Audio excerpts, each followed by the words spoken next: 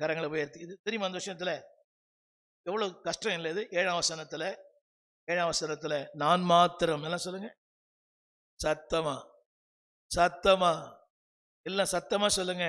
பாடுகளை நான் மாத்திரம், போராட்டங்களை நான், பிரச்சனையை, புரியுது உங்களுக்கு, இல்லாமையை, என்னை சொல்லுகிற அவதூறுகளை. ஹலோ, அன்னைக்கு யாருமே இருக்க மாட்டாங்க கூட. நாம் துணை என சொன்னவர்கள் நட்டாற்று விடுவாங்க. ஆனால் தேவனோடு கூட இருக்கிறார். சொல்லுங்க, நான் மாத்திரம். யோசித்து பார்த்தீங்களா? ஒரு அரண்மனை இருந்தவனுக்கு எத்தனை பேர் நன்மை செஞ்சிருப்பான் இல்ல? யோசேப்பு நன்மை செய்தான். நன்மை பெற்ற பான பாத்திரக்காரன் மறந்துட்டார் தெரியுமா? அவனை மறக்க செய்தே கர்த்தர் தான். அவனை மறக்க செய்தே, அதாவது அவன் நினைவில் இருந்தானா அவனை அந்த நிலையில இருந்து இன்னொரு லெவல் கொண்டு போயிருப்பான்.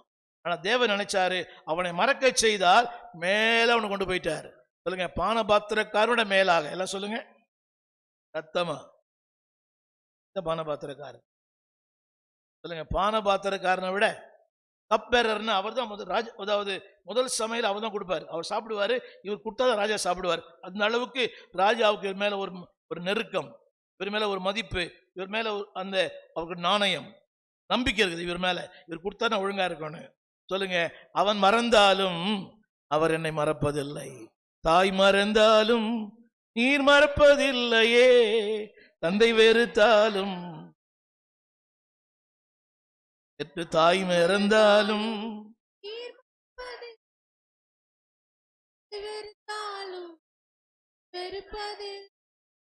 தந்தை தாயினும் மேலானவர், தாங்கி என்றும் என்னை சுமப்பவர், தந்தை தாயினும்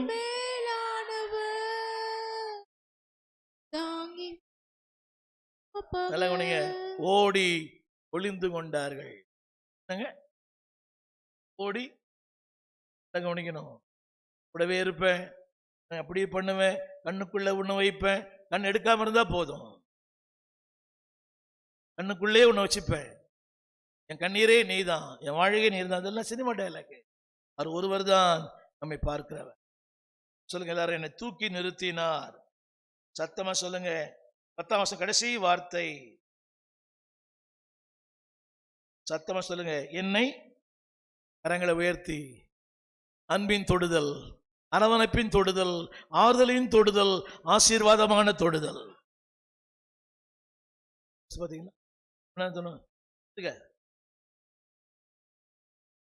அவன் எழுந்துக்க முடிஞ்சா